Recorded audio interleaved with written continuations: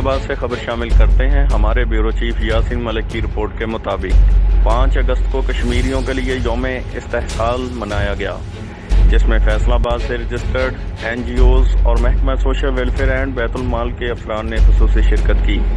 Rally کے اختتام پر regional director میاں زاہد نے کشمیری عوام کے لیے خصوصی میسیج دیا۔ آئیے سنتے ہیں یاسین ملک کی اس رپورٹ میں۔ آئیے سنتے ہیں میاں زاہد صاحب کا اظہار خیال اس بارے میں۔ بسم اللہ الرحمن الرحیم۔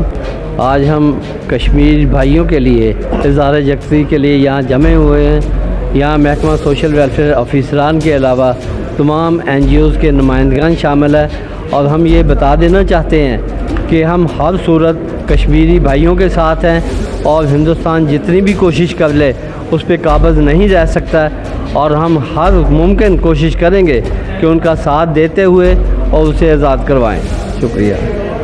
جی، یہ تھے میاں زاہد صاحب، ڈویژنل ڈائریکٹر محکمہ سوشل ویلفیئر اینڈ بیت المال۔ جی